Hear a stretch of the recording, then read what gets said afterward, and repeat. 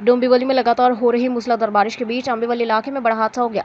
बंद पड़ी NRC company की जर्जर सुरक्षा दीवार अचानक भरभरा कर एक ऑटो रिक्शा पर गिर गई। हादसे में रिक्शा चालक गंभीर रूप से घायल हो गया, जिसे स्थानीय लोगों की मदद से तुरंत अस्पताल पहुंचाया गया।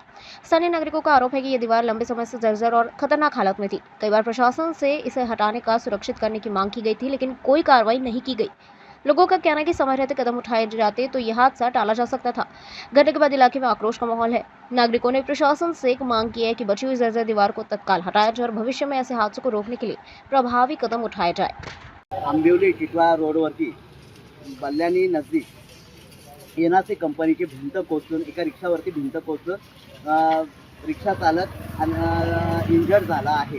त्याला आज आम्ही जशी आम्हाला खबर मिळाली तशी सन्माननीय नगरसेविका स्थानिक नगरसेविका तेजश्री हेमंत गायकवाड, मी आणि संतोष शिंगोले, संदीप गायकवाड, सिद्धार्थ गोडांबे यांनी घटनास्थळी भेट दिली व त्या जखमीला रिक्षा चालकांच्या मदतीने आमच्या गाडीमध्ये आज रुक्मिणीबाई हॉस्पिटलला ॲडमिट केलेलं आहे। मी प्रशासनास नेहमी आम्ही वारंवार सांगितलेलं आहे की ही भिंत खूप जीर्ण झाली असून हिची कधीही मेंटेनन्स केलेला नाही। मी एनआरसी प्रशासनास आणि महापालिकेला ही याबाबत अवगत केलेलं आहे। आता महापालिकेची मी सहाय्यक आयुक्त आणि आपत्कालीन व्यवस्थापकांशी संपर्क साधला आहे।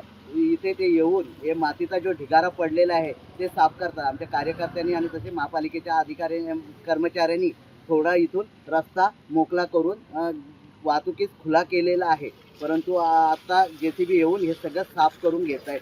मी उद्या या संदर्भात आमचे गटनेते श्री उमेश बोरगावकर साहेब यांच्या मार्गदर्शनाखाली आयुक्त साहेबांना या विषयावरती भेट घेणार आहे।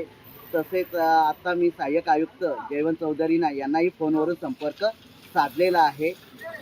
आता जखमींची परिस्थिती चांगली आहे, त्याला मुक्कामार खूप लागलेला आहे। माझ्या भावाने त्याला आता ॲडमिट केलेलं आहे हॉस्पिटलमध्ये, रुक्मिणीबाई हॉस्पिटल।